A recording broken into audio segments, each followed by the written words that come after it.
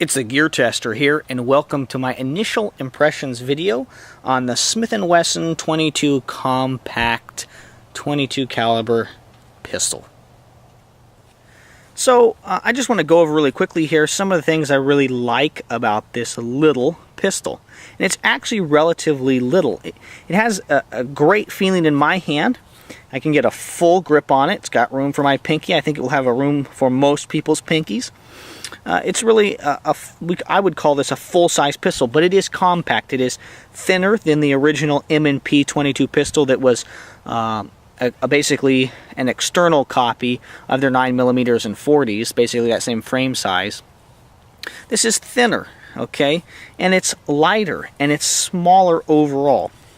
And so these are some of the things that I really like about it. Is first and foremost, it's small, and it's kind of compact, and I really like that about the gun.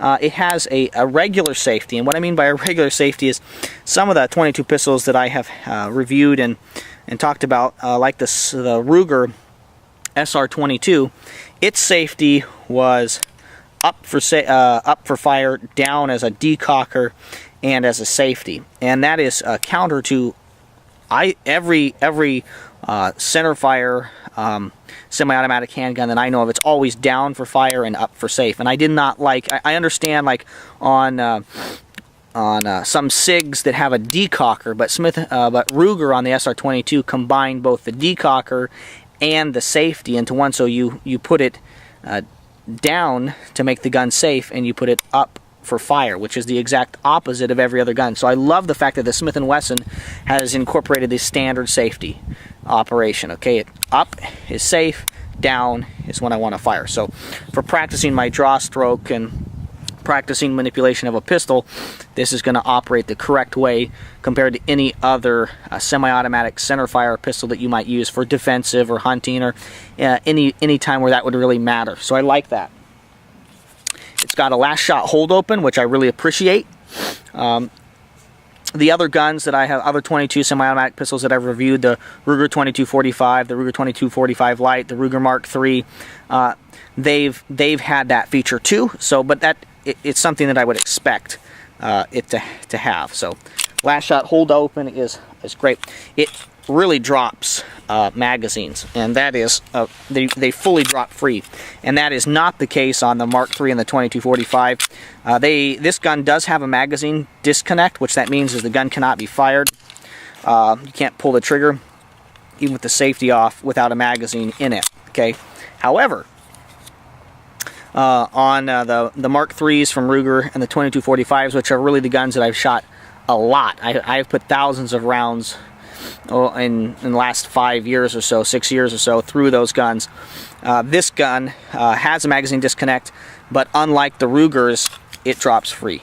Okay, and I'm comparing this gun to the Rugers because those are the guns, the Mark III, the 2245s, and the SR22. Those are the 22 pistols I spent the most time with. Those are the other 22 pistols I have liked the best.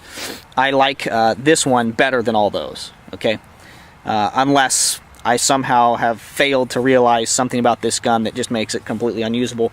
I like this gun better. So the magazines truly drop free with authority. Okay, they hold 10 rounds. That's pretty standard. I love the 3-dot sights. Okay, those are standard. They are adjustable, so you can adjust them for windage. You can adjust them up and down, side to side, and I love the 3-dot. Okay, and one of the reasons I like that, one of the reasons I think that is valuable, is because here's my Glock 19. Check it out. We got 3 dots on that. Now, many of you know that I really like the XS big dot sights. I don't have those on this Glock 19, but traditionally 3-dot sights are what most police departments and military and many concerned and armed citizens, responsible armed citizens, have used. So 3-dot sights, these have tritium. The Smith & Wessons don't. And I don't know of anybody that's making tritium sights to fit the 22 compact pistol. But for a little 22 pistol, you know, I like that it has those 3-dot sights. I like that it comes with a integrated light rail. Okay, that's becoming a more standard thing that we're seeing on little 22 pistols that are being produced. But I like that that's included. It is easy to take down. Okay, it is very easy to take down. And I'll just demo that for you here. Boom. Okay, easy to take down. Its recoil springs and everything are captured. And unless you have tried to take apart one of the Ruger Mark IIIs or 2245s, you need like an honorary doctorate to be able to get those things apart. It always would take me about an hour, and so this is a gun that I'm going to clean and maintain better. It should be, I should point out the fact that this barrel is still fixed. So you still retain that fixed barrel, which some people are going to argue increases accuracy and things like that, but you have a gun that's very easy to take down, and you have that captured recoil spring. And I really like that. It's a very interesting little recoil spring and system, and you cannot insert it incorrectly. It will only go in. They've designed it so it only goes in the correct way. This particular SR22 barrel is threaded, but it's got that little thread protector on that you'd have to deal with if you wanted to suppress it. I have no plans of suppressing this 22 pistol. It would be cool, but just a lot of hassle to get that. Okay, saw how easy that was. Okay, the takedown and maintenance of this gun, I love those features. So fast, so easy. Okay, so the things I really like about it. I'm just going to lay it here in the grass to emphasize the fact that it is literally, it actually is a little bit smaller. Okay, it's a little bit smaller if we look at it dimensionally than my Glock 19. But the Glock 19 is just an excellent size pistol. Okay, an excellent size pistol, and the Smith & Wesson 22 Compact takes advantage of basically the same. It's a little bit shorter, okay, in terms of length of the slide, but basically the same factor. It also is a very lightweight gun. Unloaded, it weighs 15.3 ounces. Okay, so it's got very nice dimensions. Lightweight, compact, has all the features that I would want it to have. If there are a couple things I could change about it, or if I could get Smith & Wesson to produce a gear tester specific or things that I would really like this gun to have. It doesn't have to have them. It's totally awesome the way it is. I would like to have an option to have a fixed sights, so non-adjustable sights. So they would be steel, just fixed like these here. I think that would be more durable.